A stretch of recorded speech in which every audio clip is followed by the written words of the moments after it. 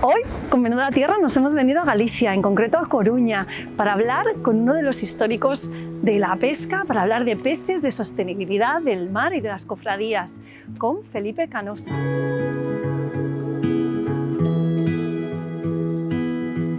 Hola Felipe, muchísimas gracias por estar aquí conmigo hoy. Hola, buenos días. Nada, un placer. Pues me han dicho que eres patrón de la cofradía de pescadores de A Coruña, ¿es así? Sí, así es. Hace ya algún tiempo, sí. ¿Algún tiempo cuánto? Pues mira, llevo ahora de patrón mayor 8 años. Anteriormente estuve otros 8 años de vicepatrón. Y bueno, esta ya es la etapa ya un poquito final. Ahora esperemos que venga otro compañero a ocupar el cargo y nada, a irse renovando. Yo he dicho patrón, pero tú has corregido muy bien, es patrón mayor. ¿Qué significa ser patrón mayor de una cofradía?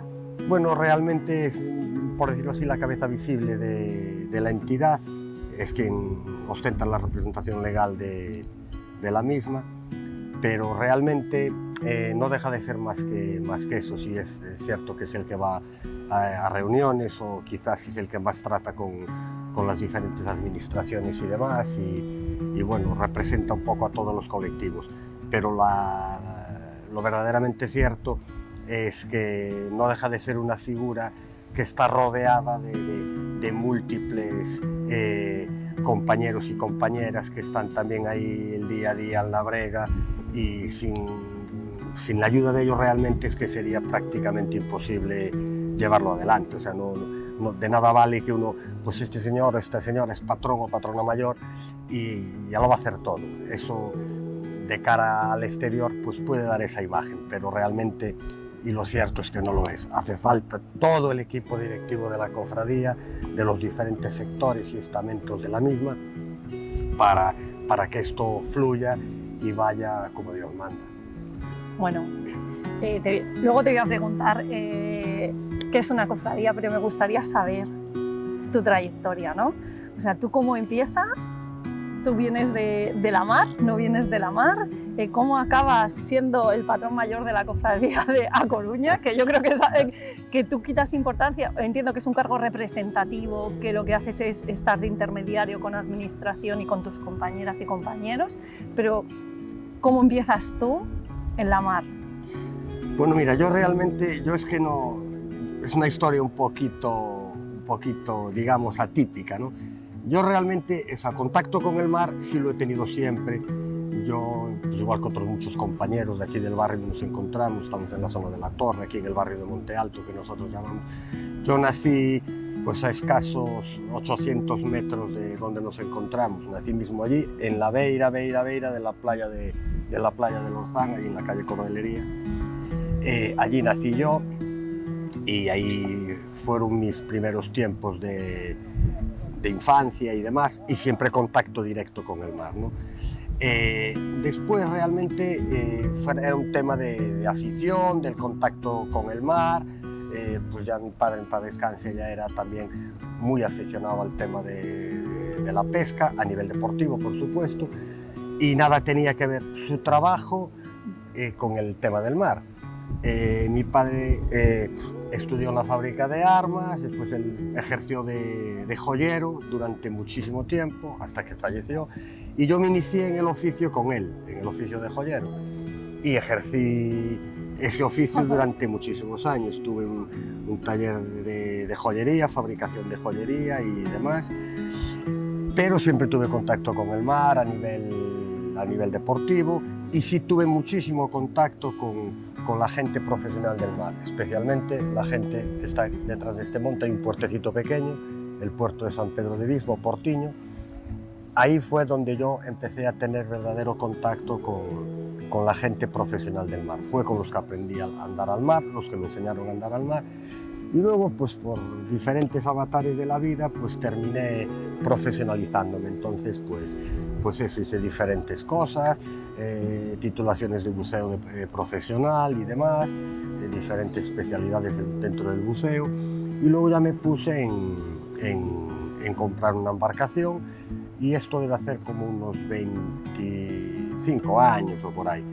Bueno, o sea, que llevas una trayectoria multidisciplinar, Sí, bueno, podríamos decir. Sí, pero bueno. ¿Vale? Haciendo Empieza como un joyero. Haciendo un poquito, quizás lo que te gusta, ¿no? Mi oficio de joyero siempre me gustó, me ha dado muchas alegrías, a veces algún disgustillo cuando una cosa no sale, exactamente como aquí, como cualquier trabajo, yo creo.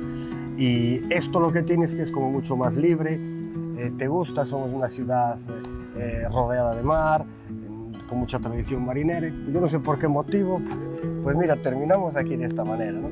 Entonces, pues ahí nos venimos dedicando, esto pues da libertad, está siempre en un entorno natural totalmente, a veces también tiene sus tristezas, ¿verdad? Porque pues hay mal tiempo, no te deja salir a la mar, no sé qué, mucho tiempo sin faenar, otro día está un tiempo espléndido y maravilloso, es un verdadero placer estar ahí, que genera envidia a muchísima gente, es un privilegio, pero hay de todo, o sea, como cualquier oficio, yo creo. Hay de todo. Pues explícame un poco, Felipe, en lo que consiste, o sea, una cofradía de pescadores, ¿cuál es su función? ¿Qué gente hay? Para que la gente que nos está viendo sepa más o menos. Cuando se habla de cofradías de pescadores, muchas veces no sé la idea que pueden tener la gente que nos ve, pero hay veces que tenemos una idea un poco equivocada, o yo, por ejemplo, puedo pensar que es como una cooperativa agrícola. No realmente. Mira, las cofradías vienen arrastradas de muchísimos años. En el caso de La Coruña, realmente viene de cientos de años. O sea, no estamos hablando de 40, 70, 80, estamos hablando de muchísimo tiempo. Esto ya viene de la época del tiempo de los mareantes, ¿no? Hay historia larga, ¿no? Entonces el tema siempre era un poco como agruparse, ¿cómo diría yo? Lo típico de que la unión hace la fuerza, ¿verdad? Entonces era como un poco como una protección de todos para todos, ¿verdad? Es decir, o sea, una persona independiente siempre lo tenía como un poco más difícil. Entonces, dentro de esos colectivos, pues una persona que se iniciaba o una persona que comenzaba su andadura en ese tema, siempre tenía un poquito el apoyo del resto de la gente, pues a nivel de un apoyo de pues un aparejo, una cosa, echarle una mano en las faenas propias. Había veces que antes el trabajo, pues lógicamente era muchísimo más manual de lo que es hoy en día. No estaba para nada tecnificado como está hoy en día. Ha cambiado mucho a lo largo del tiempo, sería muy extenso de hablarlo. Tú fíjate que antes, pues te puedo decir, pues no había partes meteorológicos de ningún tipo y muchísimo menos fiables en la medida que los hay hoy en día, ¿no? El trabajo todo era como muy manual, las embarcaciones eran como muchísimo más artesanas, mayormente mucho más pequeñas, no estaban motorizadas, poquito a poco se fue avanzando, los cabos, los hilos, los aparejos eran de fibras naturales, no tenían nada que ver con por ejemplo, los sedales que hay hoy en día, los monofilamentos y demás. Máquinas a bordo no había absolutamente ninguna, la navegación muchísimas veces era a vela, a remo, hasta que empezaron a venir allá, bueno, los primeros motores que eran un chiqui que casi andabas más a remo que con el motor. Lo único que hacía era quitarte esfuerzos, era una travesía relativamente larga, ¿no? Las embarcaciones eran, ya te digo, muy artesanales, todas de madera, construidas en diferentes puntos por carpinteros de Ribeira. Aquí próximamente a la zona donde nos encontramos había un carpintero de Ribeira durante muchísimo tiempo, hizo muchísimas pequeñas embarcaciones para aquí, incluso para afuera, y todo eso era el devenir del día a día, ¿no? Antes la navegación por aquí, sobre todo la navegación costera, todo este entorno que nos rodea, aquí se capturaban de todas las especies que tenemos aquí, pues tanto percebe, pues erizos, centollas, nécoras, fanecas, maragotas, pulpos, calamares, lubrigantes, congrios y un largo etcétera. Se cogían aquí, pero todo de manera muy artesanal, ¿no? Entonces, la gente salía a la faena de esa manera, con ese esfuerzo, mucho remo, vela en algún caso y demás. Y todo el calado de los aparejos era manualmente. Y el virado del aparejo se hacía también manualmente, es decir... Calado y virado. Primero vamos a Claro, explicar para que no nos el esté calado escuchando. es cuando No, el no, aparejo se deposita se tira al mar y se deposita en el fondo del mar o en función del aparejo que sea, en los diferentes fondos o tipo de fondo, si es rocoso, arenoso, en fin, cada aparejo calado ahí. Y el virado es cuando una vez pasado el tiempo que se le da para que haga su trabajo, el aparejo para que tenga tiempo, pues el pulpo para colarse en una nasa o el congrio para morder en un anzuelo, eso se viraba siempre a mano, era con el esfuerzo físico de virarlo. Hoy en día pues ya tenemos una maquinilla que le das al botoncito, a la palanquita, te sube el aparejo a bordo, no hay que tirar, no hay que esforzarse. A nivel electrónica, pues sí, exactamente lo mismo. Hoy en día contamos con sondas, con sonares, con radares, con GPS, con plotters, con cartografías. Es una maravilla hoy en día. Antes todo el trabajo en el mar y toda la faena siempre iba a través de la orografía terrestre, marcas que nosotros decíamos, marcaciones desde tierra, es decir, ¿cómo sé yo que en el medio del mar, pues ahí a 1 milla, a 2 millas, a 3 millas, cómo sabemos que es que estamos aquí en el sitio exactamente donde estamos? Estamos aquí justo encima de esta piedra, porque el mar, claro, aquí lo vemos y realmente el fondo marino es exactamente como si estuviéramos mirando, pues qué te voy a decir yo, unos montes o la sierra de no sé dónde o cualquier cordillera montañosa con valles. En el fondo del mar es exactamente lo mismo. Hay sitios llanos, hay valles, hay montañas, es lo mismo. Si secáramos el mar, el paisaje que quedaría sería como muy similar, sin hierba y sin árboles, pero lo mismo, ¿no? Entonces, ciertas especies tienen su forma sus hábitats naturales y su forma de vivir, ¿no? ¿Dónde les gusta más estar? Efectivamente. Como a los humanos. Claro, o sea, hay especies que son más de fondo arenoso, hay especies que son de fondo rocoso. Nosotros no podemos pretender ir a coger una nécora al medio de la playa. Nosotros le decimos la playa a un fondo en cualquier sitio en el mar que sea fondo de arena, fango, tal, le decimos playa, ¿no? Allí no hay una nécora, no la hay, está en la roca. Vamos a dar una idea, si te parece, Felipe, porque como tienes extensa información, vamos a centrarnos un poco en lo que encontramos normalmente en las pescaderías, dónde se pesca. Entonces me estás hablando del marisco, las nécoras las consideraríamos dentro de los crustáceos, ¿no? Sí, los sí, mariscos, sí. ¿Vale? Por si acaso alguien no sabe lo que es un crustáceo. ¿Y eso dónde crece? O sea, ¿cuál es su hábitat? ¿Cuál es su lugar de preferencia? En los fondos rocosos siempre, vale. Siempre. En el fondo, no en las rocas como el percebe que crecería en superficie, ¿no? Siempre sumergida y en los fondos rocosos y mayormente en fondos de poca profundidad. Vale. En el interior de las rías, en el exterior, en la costa abierta. La nécora está extendida por todo ese... Nécora, centollo... Centolla. La centolla sí la encontraríamos en la arena.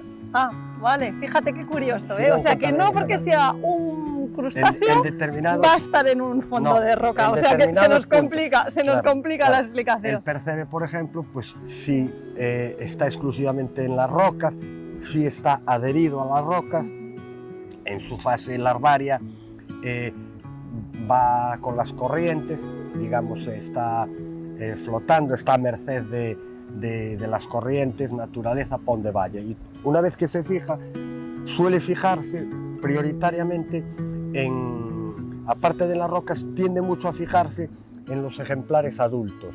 Por eso es muy importante que el percebe, los bancos percebeiros, es muy importante que nunca se trabajen tanto como para dejarlos escasos de ejemplares. O sea, tiene que haber allí alguien ya es importante. Para que ellos digan, si de que alguna aquí manera, tenemos el padre, ¿no? Que hay un padre, ¿no? Hay sociedad. Claro, que son también gregarios, nosotros. ¿no? Vale. Es raro encontrar personas que vivan de una manera ermitaña, sí. anacoreta, que yo vivo allí en el medio del monte, yo solo, mi cabaña, tendemos a agruparnos, ¿verdad? Y los percebes le pasa lo mismo, sí, pero bueno, vamos a recuperar, a ver, entonces, de lo que hay aquí además. Hablemos de los recursos que podemos encontrar aquí, ¿no? Me estás hablando de marisco, o sea, me estás hablando de las nécoras, me estás hablando de las centollas, me estás Sí, hablando de los diferentes peces, pescados, de los sí. erizos y tal. Y de pescado, por ejemplo, los lenguados, los gallos, eso es donde les gusta estar. El lenguado es de fondo también arenoso. Fondo arenoso de playa, ese que nos decías, Sí, lo que playa, decimos ¿no? playa, fondo de arena. Vale. O sea, hay fondos de arena, pues como diferentes playas. Hay fondos que tienen arena más finita, hay otros que tienen arena más gruesa, cascajo, ¿sabes? Pedrugallito, hay diferentes Los fondos. lenguados andan por Sí, debajo de... No, del- andan posados encima, andan pues posados. igual que son más peces, son peces planos, son peces más de ese tipo de fondo.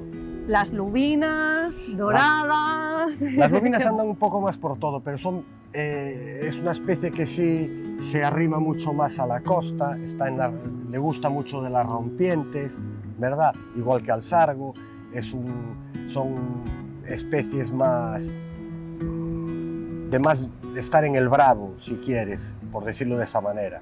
Les gusta más ese tipo se alimentan de ese tipo de...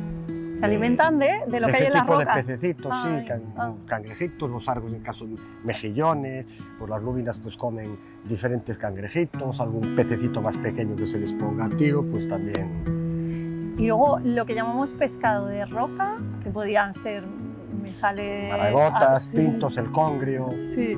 Todo esto, ¿dónde crece también? O sea, ¿su hábitat natural o solo van a comer ahí? No, suele ser su hábitat natural. Cerca de las rocas, Sí, ¿no? por ejemplo, lo que me hablabas de la lubina es un pez mucho más volante, pues también es un pez volante. El jurel o la sardina pues también es un pez volante. Eso de volante, ¿qué quiere decir? ¿Que vuela? No, que no está estabilizado Vale. en el sitio. Por ejemplo, la maragota o el pinto, ese tipo de pescado es más, digamos, de estar en el sitio. O sea, no, es decir, una lubina puede estar hoy aquí y de repente en otro día pues está, yo qué sé, a 3 o 4 millas en la costa o a 5 porque el recorrido se mueve más, ¿no? O está más mar abierto. Vale. Una maragota, un pinto, un congrio suelen estar más en su zona y ahí nacen, ahí viven y ahí mueren. Y ahí se les pesca. Sí, y llegan a nuestros platos para enriquecer nuestra cocina y también para nuestro cuerpo, para nutrirnos. Y las merluzas, por ejemplo. La merluza es muchísimo más extensa, ¿no? Date cuenta que la merluza se puede coger tanto con enmalle, como con arrastre, como con anzuelo, al pincho que le decimos nosotros. O sea, es un cabo, una cuerdecilla, vamos a decir así, muy larga, de la que salen diferentes ramalillos, cada uno con su anzuelillo, ¿no? Y estos son lo que sería el palangre, ¿vale? Que con anzuelo nosotros lo denominamos el pincho. Eso es, o sea, el Merluza palangre, del pincho. la merluza de pincho que vemos, Sí, por ahí y que a veces incluso está con el anzuelo, te la dejan con el Sí, a anzuelo, que veces no sí. sé si la ponen en el anzuelo. No, a veces sí, porque está a veces con el rompe. anzuelo, claro. Entonces, esa es la merluza de pincho, que es, el arte se llama, vamos a hablar de las artes cívicas, Es muy se llama selectivo, sí. Palangre. palangre, que es ese hilito con los anzuelos, Efectivamente. iríamos pensando. ¿Esa es la forma, tú crees, más tradicional más ancestral de pescar? Sí, yo diría que en principio sí. Antes que el enmalle fue eso. De hecho, hoy se le da todavía muchísimo valor. Lo ves muchas veces en los supermercados. Merluza del pincho, la renombra un poco. Es muy selectiva al arte de pesca, la merluza viene, una vez cogió el anzuelo viene, sube, se coge, tal, se deposita allí. Es como mucho más, como una pesca un poco mucho más, que mima un poquito más, digamos, el pescado. La del enmalle, pues... ¿El enmalle qué es? Por ejemplo, el trasmayo, el miño, la veta. Vamos a Nos decir, están viendo, no tienen ni idea que es como una paño, red, es una red, como es una red. Entonces, muy estrecha, ancha. en diferentes medidas, vale. todo está normalizado en función de qué arte hablemos, de la veta, del miño, del palangre, del rasco. Todos son paños de red tú los verías, normalmente una vez Sí. a la vista, tú los verías como unos Un rombo. rombitos, son cuadrados, pero Sí. claro, en función de cómo la cojas, hace cuadrado o hace rombo, ¿no? Cada uno tiene sus medidas en cuanto a tamaño de malla, tamaño de agujero, tiene su altura normalizada y regularizada, y en función de qué arte sea, tiene más o menos paños de diferente tamaño. Paños son cada una de las cortinas que tiene. Ajá. Por ejemplo, una veta solamente está o una volanta solamente está conformada por un único paño, desde la parte de abajo, que es un cabo, una cuerda, que va lastrada, va plomada, sube el paño y arriba lleva otra línea de otro cabo que lleva una serie de corchos para mantener el aparejo calado. Es una cortina que está posada en el fondo en este caso. Vale, o sea, la cortina, para yo entenderlo, el barco estaría aquí, Eso, ¿no? eso se cala en el fondo. Y eso llega al fondo y lo que se va es arrastrando, No ¿o se no? arrastra Como nada. se queda ahí Se queda ahí calado. y entran los peces dentro. Se ¿o queda cómo? calado. Es como una cortina, del largo que sea. Ujú. Tú la empiezas a calar. Pues va un fondeo, un ancla, un pelouro, un adoquín, y empiezas a rear. El barco va navegando y va saliendo el aparejo, esa cortina. Entonces, como es una, digamos, este es el aparejo, aquí abajo tenemos la línea plomada, Del que va suelo al va a fondo. tirar de él para el fondo, y arriba tiene la línea de corcho, la que flota. Entonces, una vez que llega al fondo, toca y esto queda posado en el fondo de esta manera. Sí. ¿Vale? Es una cortina de los peces, Sí, sí, sí. con su evolución, con su movimiento. Una vez que topan con ella, quedan enganchados, quedan mallados, que se dice. Vale, eso es. La lo veta, que quería la veta, saber. lo que te decía, solo es un único paño, un único paño. Sí, sí. Es una única red. Por ejemplo, el tramallo son 3 paños. 3. Tiene una cortina por fuera, que digamos las mallas son así de grandes. En el medio tiene un paño similar a la veta y por el otro lado vuelve a tener otro paño grande. Entonces, ¿qué sucede? Es para diferentes, Sí, por sí. ejemplo, para pescar sargos, lubinas, maragotas, se usa el tramallo. Coge centolla, coge un lubricante, nécora. Entonces, ¿qué sucede? Una vez que toque por la malla grande, pues un pescado viene y pasa. En el momento en que toca con la veta, pues por su reacción que tocó, que no se asustó, se gira, se vuelve, se voltea y él mismo Se se lía engancha allí. con... Claro, es mucho, enlía mucho más al pescado que una veta. La veta, por ejemplo, es un paño único para la pescadilla, por los dientes que tiene, nada más que toca ahí un poco, enseguida queda mallada, se revuelve, viene mallada por allí, por la galla. Es otro tipo de pesca. Entonces, la pesca de arrastre es otra cosa, ¿no? ¿En qué consiste? Pues mira, básicamente la pesca de arrastre, como su propio nombre dice, y ya lo define, es un aparejo que se arrea al mar y se arrastra con la embarcación en este caso. Hay arrastre de fondo, hay arrastre de superficie, pero generalmente cuando hablamos del arrastre es arrastre de fondo. Es un aparejo que viene remolcado por la embarcación. Entonces, en este caso, básicamente, por ejemplo, un aparejo de arrastre convencional de la vaca, que le decimos nosotros, pues es un aparejo que lleva una red que hace como un embudo, básicamente. El aparejo conformaría 2 partes que nosotros le llamamos piernas.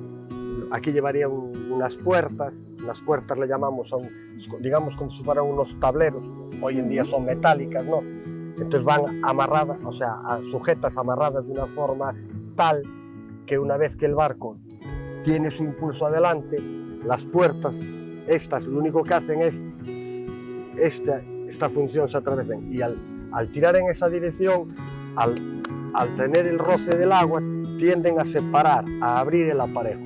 A su vez pesan y calan, van arando en el fondo. Luego viene lo que sería la pierna del aparejo, luego ya viene la boca, la parte de abajo del aparejo viene arrastrando por el fondo, suele ir lastrada, y arriba pues igual también lleva bolos, que hacen de corcho para mantener el aparejo abierto. Hacen como si fuera una cueva grande, esto viene arrastra, todo lo que va levantando se va colando en el aparejo. Y hacia la parte de atrás lleva lo que es el saco, que es donde se deposita todo. Entonces todo eso va arrastrando generalmente en fondos arenosos, mayormente.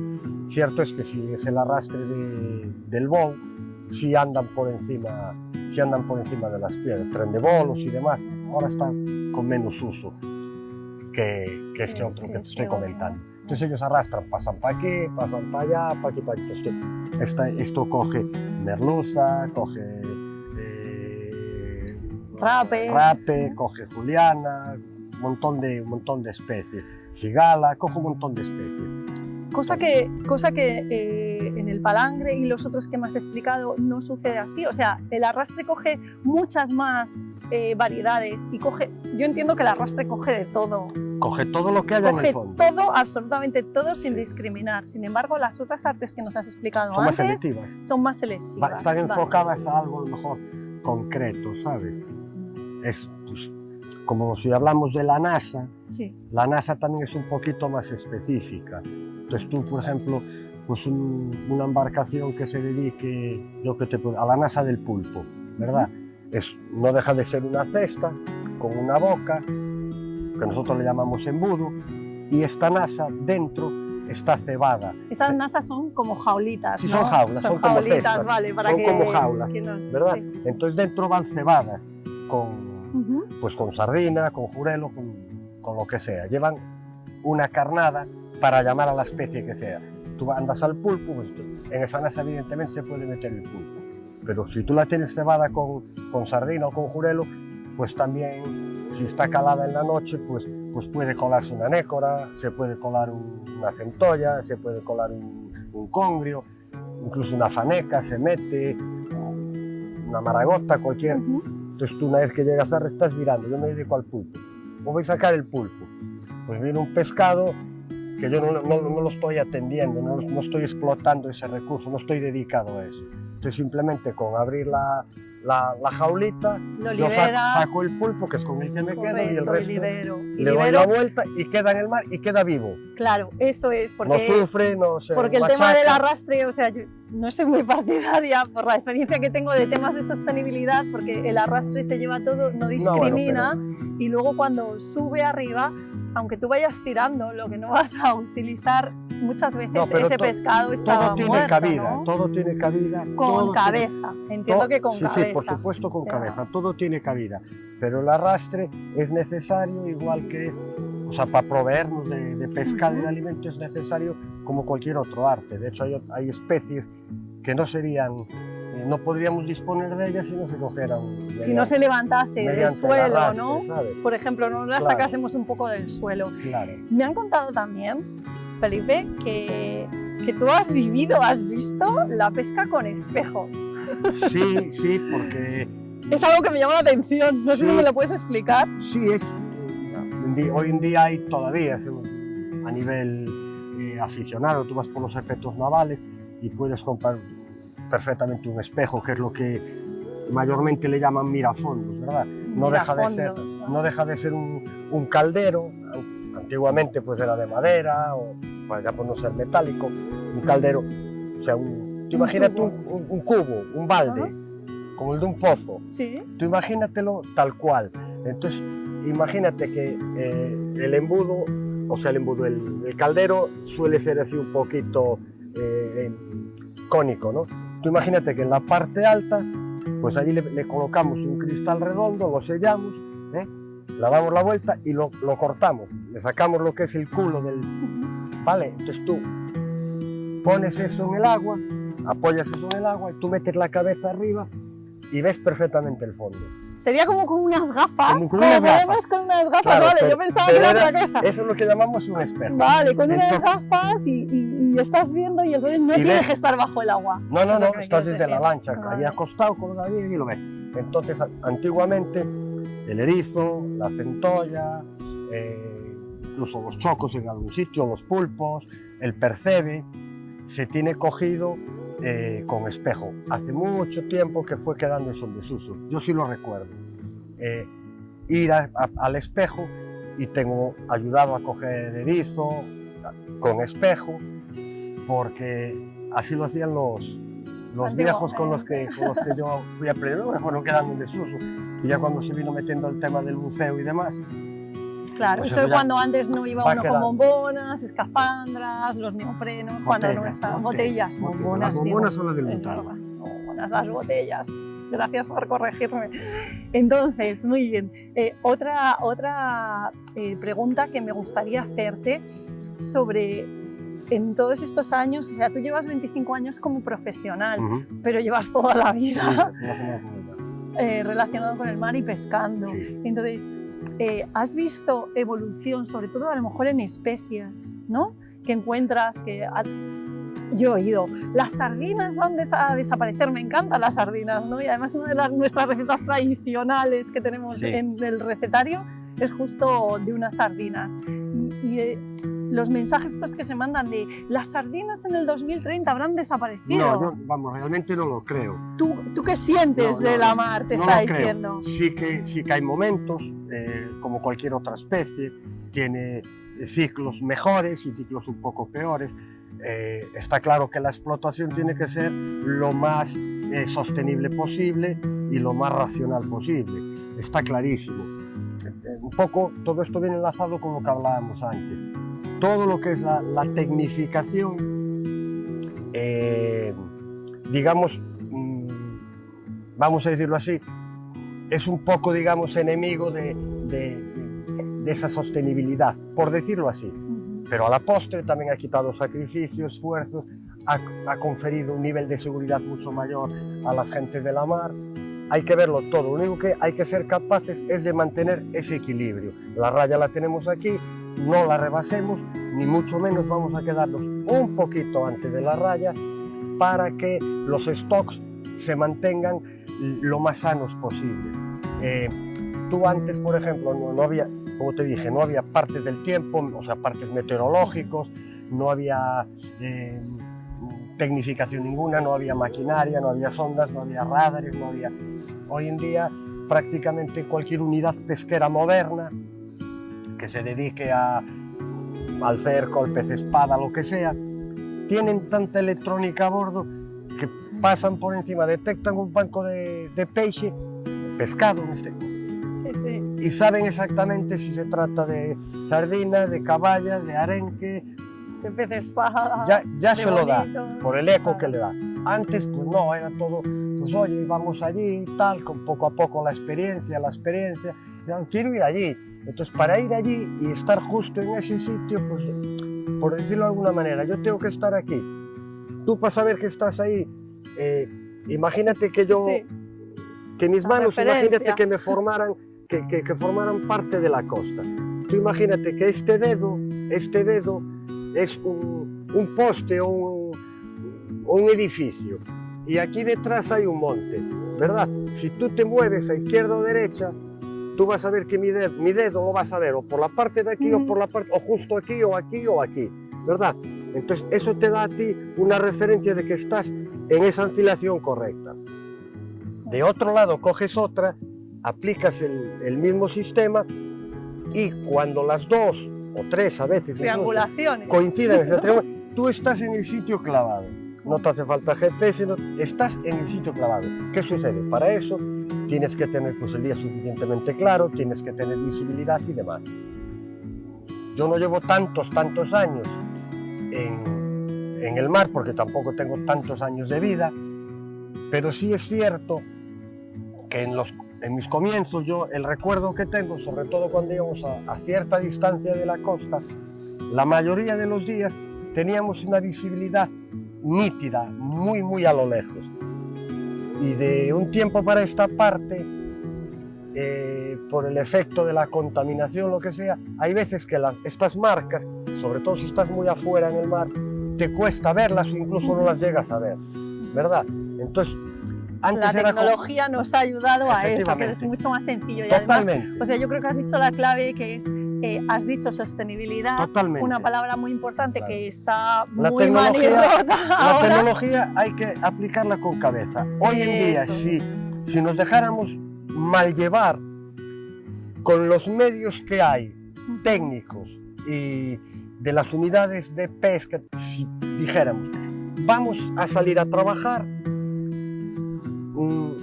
a caño libre, pues acabamos con el mar en poquito tiempo, porque tenemos muchísimas posibilidades de pescar. Los barcos están súper bien construidos, aguantan muchísimo mejor el mal tiempo, están súper equipados, se trabaja con mucho menos esfuerzo que antes. Entonces todo eso, si le dejamos cancha libre, acabamos con ello.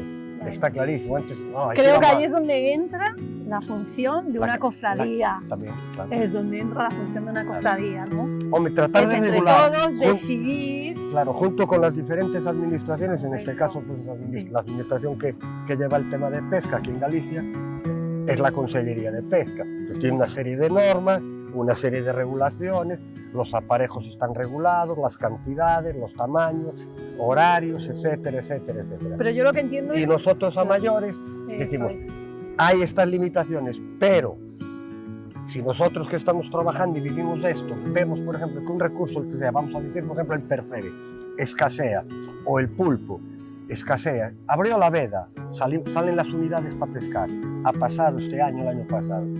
Una vez abiertas, salieron para el mar, hay poco recurso, no hay...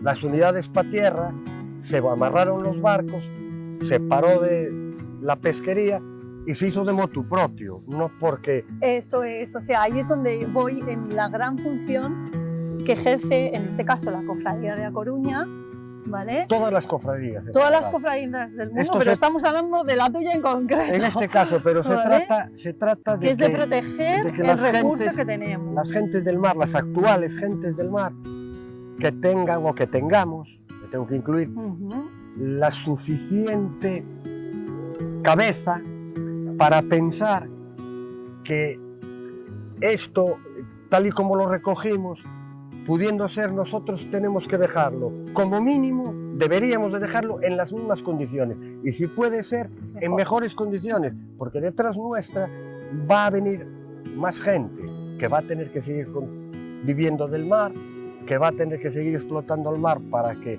el resto de ciudadanía disponga de los pescaditos, los marisquitos y demás. Pero todo hay que hacerlo con cabeza. Bajo mi punto de vista, aunque parece complicado, realmente no lo es. Con poco de buena voluntad y siendo un poquito persona, solamente con pensar eso sería prácticamente suficiente para que esto fuera de maravilla. Tú fíjate que ahora en algún recurso, mi compañero Joaquín te comentaba antes, fíjate que el tema del erizo, por ejemplo, ellos desde la agrupación concreta de la agrupación de erizos de la Cofradía de La Coruña, están haciendo un súper esfuerzo para repoblar el mar. Es decir, se está criando erizo, erizo natural, se ha trabajado con él, entre ellos y una empresa de aquí, de Coruña, Porto Muiños, han conseguido desarrollar todo el ciclo y se han vertido un montón de miles de ejemplares que si los ves de donde los han puesto, que eran así de chiquititos, ahora son unos erizos fenomenales, están dando un resultado maravilloso. Eso tenía que ser súper apoyado desde las diferentes administraciones, que sí lo están, pero mucho más todavía. Pero al final lo que estamos viendo, lo importante que es que lo que tú nos estás diciendo es que al final como cada humano, porque tú estás en una agrupación compuesta por muchas personas, cada uno decide, más allá de la administración, ir un poquito más, hacer un poquito más, ser un poquito más sostenible y proteger todos los recursos naturales que tenemos. Es que es lo lógico, es de lo que vives, te va al bolsillo, te va a la cartera. Cuanto mejor tengamos la mar, mejor vamos a estar nosotros. Y el que no lo vea de esa manera está engañado. Y aparte, como consumidora, agradecida de que el pescado que llega a mi mesa sea así. Hablando del pescado que llega a mi mesa y de las recetas tradicionales que tenemos dentro de nuestro proyecto, ¿qué opinas? Que muchas veces, por ejemplo, en comedores escolares, o que también hablamos nosotros de comedores escolares, se consuman pescados que no son de aquí, por lo tanto son poco sostenibles. Nuestro proyecto apuesta por la sostenibilidad a través del consumo de alimentos locales, o sea, no importa si en Madrid se está comiendo pescado de A Coruña, consideramos local dentro del territorio español. Es lógico, date cuenta pero que Madrid... una panga, por ejemplo, No, claro, ¿qué te estoy diciendo de una panga? Es justamente lo que te iba a decir. No sé cómo está ahora el tema, ya es un tema bastante manido. Sí hubo en algún tiempo, ya hace unos años aquí atrás, bastante dimes y diretes con esa cuestión. Vamos a ver, desde nuestro punto de vista, desde el punto de vista de los pescadores, desde el punto de vista de las cofradías, incluso desde el punto de vista de la administración, o por lo menos de la administración que a nosotros nos representa, a todos nos parece como un poco surrealista que por ejemplo, aquí en los comedores de los centros escolares y demás, en hospitales y cosas por el estilo, a la hora de darles de comer pues, a los chiquillos que están en el colegio, en los comedores, a los enfermos en los hospitales, nos parece como poco razonable que en lugar de ofrecerles y ponerles en el plato pues un buen toro o un buen filete de merluza de nuestras costas, que muchas veces está muy baratita, se les ponga en el plato un filete de panga que viene de allá de nuestras antípodas, de no sé qué, que es pescado, hasta donde yo tengo entendido, medio de río, que no sé las condiciones higiénico-sanitarias y demás, no sé cómo sería. Bueno, si no nos tenemos ni que meter en eso, Felipe, Vamos, si simplemente es no que probablemente haya cogido un avión ese pescado para llegar hasta aquí. Apoya el producto local y de proximidad y de pesca, además artesanal y de pesca con conciencia, claro. Que es lo que me estabas diciendo, es con la cabeza, sí, bueno, con la conciencia, la cabeza y el corazón en un medio que tenemos que proteger. Claro. Muchísimas gracias, Felipe, por toda esta gran información que nos has dado.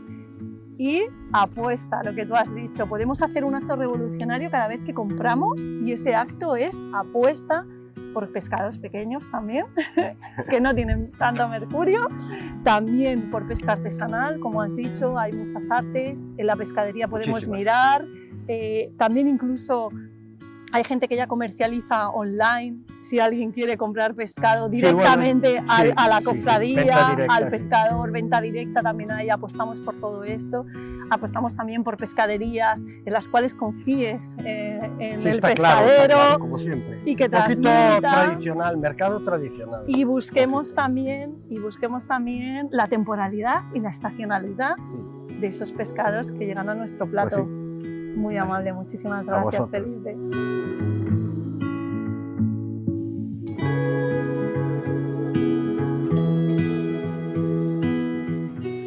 Hemos estado hablando con el patrón mayor de la cofradía de A Coruña y nos ha explicado en qué consiste su labor, también en qué consiste la pesca, cómo los pescadores cada vez más están concienciados que hay que cuidar la mar, que hay que cuidar lo que pescan y que tienen que cuidar también a los consumidores y consumidoras. Si quieres ver muchas más cosas, nos vemos en el siguiente capítulo de Menuda Tierra.